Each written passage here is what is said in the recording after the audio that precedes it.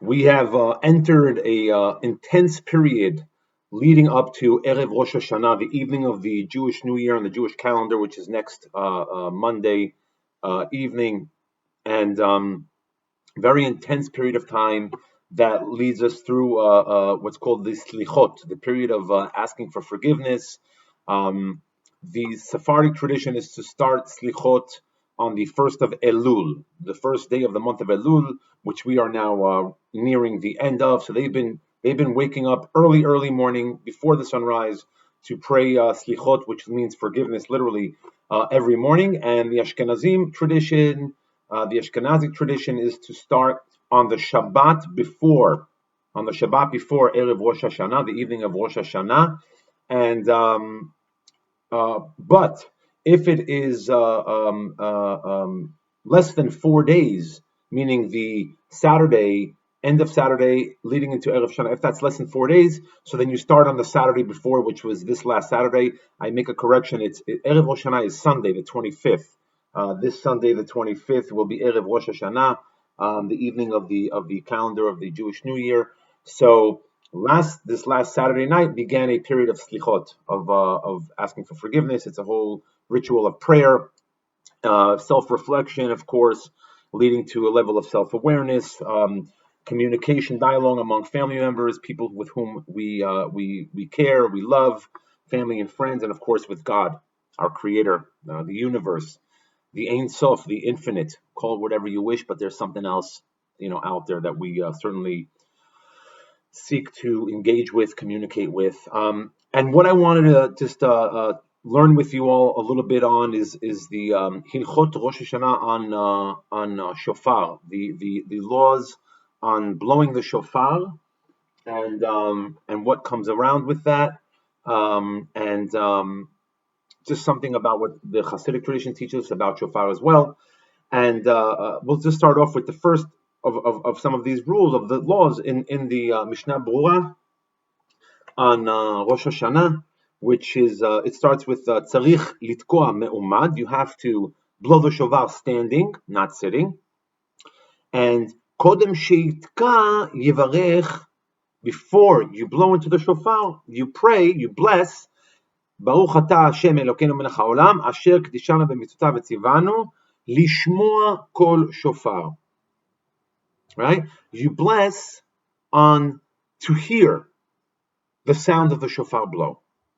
You don't bless on to blow in the shofar, the act of what is actually about to happen, but rather you bless on the outcome. You bless on what is about to happen following the blowing into the shofar.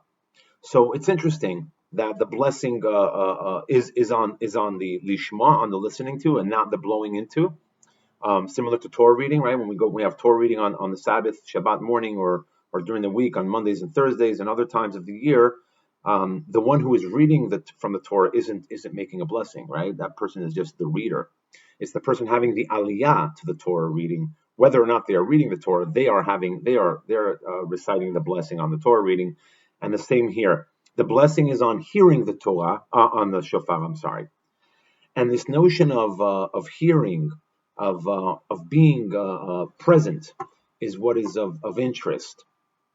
And it comes to mind, just in terms of Rosh Hashanah and this period of time, in terms of how it's referred to in the Bible, and actually the only biblical reference to this period of days, and specifically Rosh Hashanah, is in the book of Leviticus, and then in the book of Numbers, where it refers to the blowing of a horn, or literally, and in the 7th month, on the 1st day of the month, you shall have a holy gathering, you shall do no labor. It is a day of blowing. In Hebrew, Yom Teruah. Yom Teruah, a day of blowing. And it's interesting, like what the commentators might say, like it's not clear. What does it mean, a day of blowing? In the shofar, of course. I mean, it doesn't say in the shofar, but we're assuming that's what it means. That's what we've deduced over the centuries. And Rashi says, meaning that the Yom Teruah, the day of this blast, the day of blowing the shofar, meaning that the mitzvah, or the obligation to hear the shofar blast, can happen all day long. It's an entire day, right? A day of blasting. And that's important to know. So in case you missed it, perhaps on another day or throughout the day, you can hear it throughout. If you missed it at shul in the morning, you can hear it somewhere else. Sometimes there are people walking around the streets, depending on what neighborhood you live on, who are interested in helping another, fulfill their obligation for hearing the shofar. So I'm going to bring just a little Hasidic midrash, a little Hasidic commentary on Yom Teruah Yelachem, a day of blasting you should have for yourself. This comes from the Tivot Shalom, the Slomoner rabbi, a Rebbe.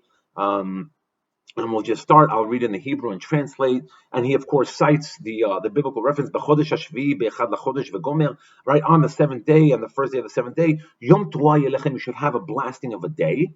This is in the book of Numbers, chapter 29, verse 1. You can read it there. Sefer Bamidbar, the book of Bamidbar, Numbers.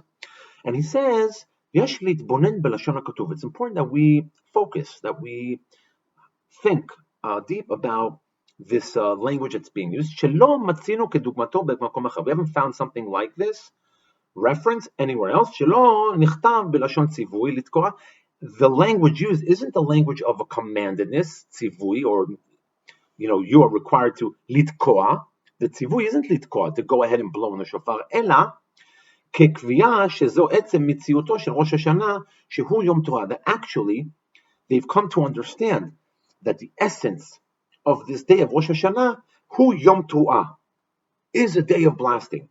ולא עוד אלא, not only, משמעות הפסוק שכל היום כולו, the entire day, הוא יום תרועה. The entire day is a day of blasting. וזה עיצומו של יומא דדינא. And this is the essence of Judgment Day. This is in Aramaic, Yoma Dedina. Yoma is Yom, Dedina, Din, Judgment Day. The essence of this day of judgment is that the day in its entirety is a Yom Teruah, is a blasting of a day. Uvazohar Kadosh, and he brings over the Zohar, which is the literature, the text that accompanies Jewish mysticism. It's a book of midrashim, of stories, through which we can visualize and understand elevated spheres of being in this world, and our relationship with God, or God's presence in this world, also known as the Shekhinah, which is another term for God's presence in our world below. And he brings the Zohar Kadosh and he writes, Ashrei ha'am yod'ei teruah, right? Praised is the nation or the people, yod'ei teruah, that understand teruah, this essence of blasting, not just blowing into the shofar, not just lishma, hearing it, but know it, understand its essence. And he writes and continues, Lochtiv shom'ei. It doesn't say, blessed is a nation that hears, shom'ei lishma, or tok'ei teruah, or those who blow in the shofar, right? We've come to understand it means to blow in the shofar. But he says, no, it's not even, right? Praised are those not only who are listening or know how to blow in, ela yod'ei teruah, who understand the essence of this time and space on Rosh HaShanna. Yoma Dedina, the day of judgment in its entirety. It is a full day of blasting. And he goes on and explains, Shehatru'ah hi shvirat haklipot. The Tu'ah, this essence of a blasting, is the breaking away of, the peeling away of the barriers, haklipot, which is a term also used in Jewish mysticism, in Kabbalah.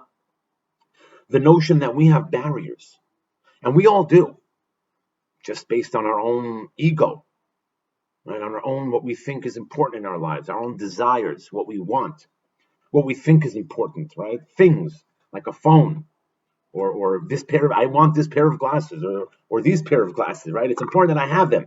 And then, of course, once we have them, we lose value. It's less valuable until we have them again. And these kinds of barriers that we put upon ourselves, or that society puts on us in terms of how we ought to live or how things work per se, they're almost like horse blinders that we put on, where we can't look left or right, only in front of us.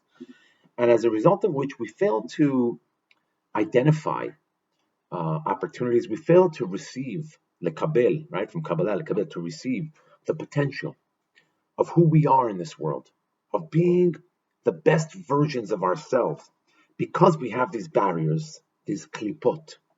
Klipot literally means like peels, like an orange peel, like you remove the peels from a fruit, and you reveal what's behind there. And the same in life. It's a metaphor, right? Removing these peels of distractions in order to see what's really going on in front of us, around us, the potential, the opportunity through the people we meet on a daily basis. Every one of these people is an emissary in our lives to tell us something, to teach us something, how to be, how not to be, what we want to be. And opportunities, of course, that can manifest who we are and what we want to be in this world. And so this essence of this day of Teruah in its entirety is this immense blast. It's an everlasting, infinite awakening. The day it's an entirety. Imagine standing there for the full day and you hear the blast of a shofar, almost hearing it. That's how you need to feel on this Yom HaDedina, on this day of judgment, this Yom Teruah Yelechem, this day of blasting you should have for yourself, as it is cited in the book of Numbers, Sefer Bamidbar.